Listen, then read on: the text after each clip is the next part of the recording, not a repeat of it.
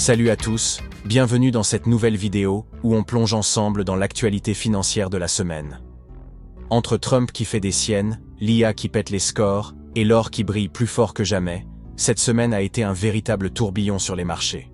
Si tu veux comprendre ce qui se cache derrière ces montagnes russes économiques, reste bien accroché parce que ça va secouer. Allez, c'est parti pour un tour d'horizon des événements qui ont fait trembler les marchés cette semaine. Lundi, Trump décide de jouer au cow-boy économique avec le Canada. Des droits de douane de 25% sur les importations canadiennes. Trudeau n'a pas apprécié et répond avec une surtaxe sur 155 milliards de produits américains. Les marchés adorent la drama, résultat, le S&P 500 chute de 1,55%, le Nasdaq de 1,68%. Même les géants de la tech prennent une claque. Tesla, 3,9%, Nvidia, 3,65%. C'est la panique au saloon. Mardi, Palantir nous sort son show à la Matrix. Des résultats qui explosent dans les compteurs avec un chiffre d'affaires en hausse de 36% à 827,5 millions de dollars. L'action bondit de 23% après la clôture. Quand l'IA rencontre la défense nationale, ça fait des étincelles. Les revenus du gouvernement américain grimpent de 45%, pendant que le secteur commercial fait plus 164%.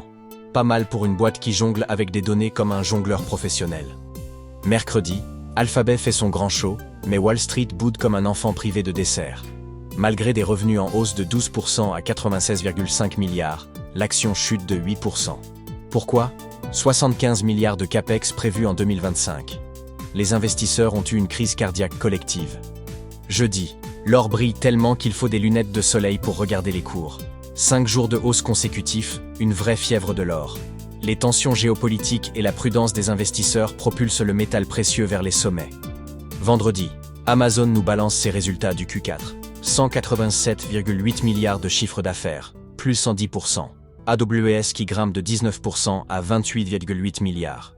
Mais les prévisions pour 2025 font grincer des dents, et l'action prend 3% en aftermarket. Pour plus de détails sur ces folles aventures financières, retrouvez mes analyses complètes dans ma newsletter Humour & Finance. Abonnez-vous pour ne rien rater et comprendre l'économie sans pleurer. Et pour approfondir chaque sujet, les articles complets vous attendent. N'oubliez pas, en finance comme en amour, mieux vaut en rire qu'en pleurer.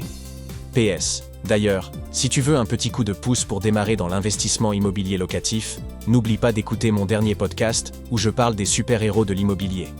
On y discute de comment choisir le Dream Team qui va t'aider à te lancer sans faire de faux pas. Parce qu'on sait tous que dans l'immobilier, il faut les bons alliés pour faire la différence.